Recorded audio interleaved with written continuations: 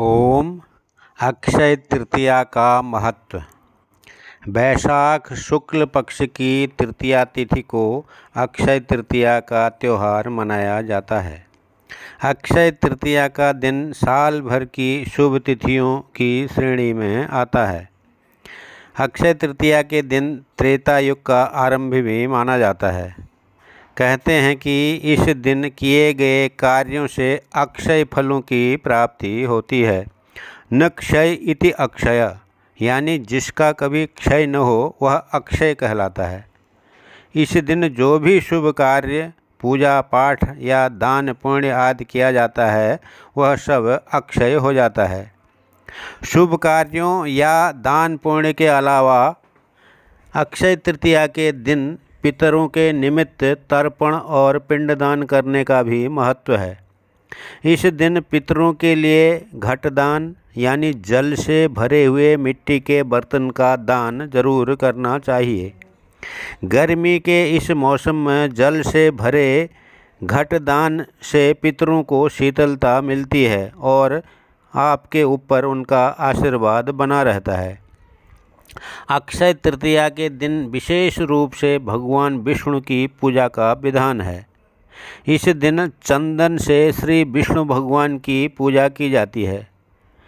इस दिन ऐसा करने से व्यक्ति के जीवन में खुशहाली आती है और परिवार में सबके बीच आपसी सामंजस्य बना रहता है। अगर आप भी अपने जीवन में खुशहाली और परिवार में सबके बीच आपसी सामंजस्य बनाए रखना चाहते हैं तो अक्षय तृतीया के दिन स्नान आदि के बाद साफ सुथरे वस्त्र धारण करके विष्णु भगवान की विधिपूर्वक चंदन से पूजा करनी चाहिए। अक्षय तृतीया का दिन क्षमा प्रार्थना का भी दिन माना जाता है। इस दिन कोई व्यक्ति अपने या अपनों के द्वारा किए गए जाने अनजाने गलतियों के लिए सच्चे मन से भगवान से क्षमा प्रार्थना करे तो उसकी सारी गलतियां धुल जाती हैं और उसे भगवान से सद्गुण का आशीर्वाद प्राप्त होता है। जाने अनजाने की गई अपनी गलतियों की क्षमा करने के लिए अक्षय तृतीया का दिन बहुत ही श्रेष्ठ माना जाता है। धार्मिक मान्यताओं के अनुसार अक्षय तृतीया के दिन ही सतयुग और त्रेता युग की भी शुरुआत हुई थी। इसके अलावा वैशाख शुक्ल पक्ष की तृतीया को परशुराम जयंती भी मनाई जाती है। माना जाता है कि इस दिन भगवान परशुराम जी का जन्म हुआ था। रात्रि के प्रथम प्रहर में यानी सूर्यास्त होने के बाद परशुराम जी की प्रतिमा की पूजा की जाती है। इसके अलावा अक्षय तृतीया के दिन ही वृंदावन स्थित श्री बांके बिहारी जी के मंदिर में भी केवल आज अक्षय तृतीया के दिन ही श्री विग्रह के चरण दर्शन होते हैं। इसके साथ ही उत्तराखंड में अलकनंदा नदी के तट पर स्थित प्रसिद्ध तीर्थ स्थल बद्रीनारायण के कपाट भी खुलते हैं। नवंबर के आसपास लगभग 6 महीनों के लिए बद्रीनारायण के कपाट बंद किए जाते हैं और अक्षय तृतीया के दिन इन कपाटों को खोल दिया जाता है। कपाट बंद रहने के दौरान भी मंदिर के अंदर अखंड ज्योति जलती रहती है।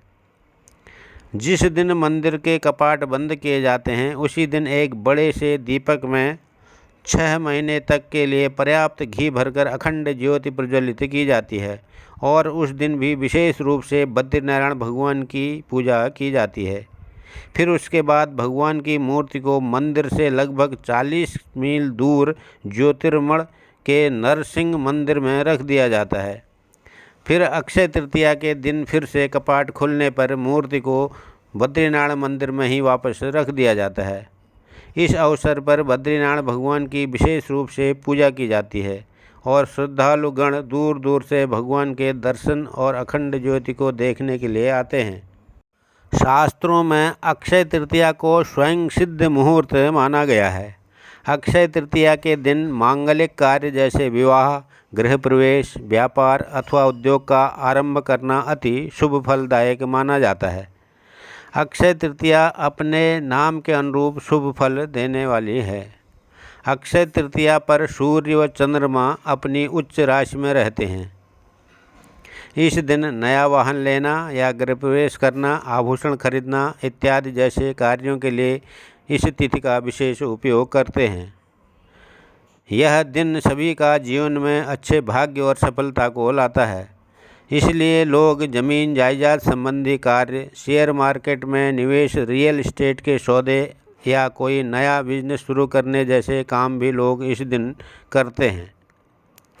अक्षय तृतीया के विषय में मान्यता है कि इस दिन जो भी काम किया जाता है उसमें बरकत होती है, यानी इस दिन जो भी अच्छा काम करेंगे उसका फल कभी समाप्त नहीं होगा।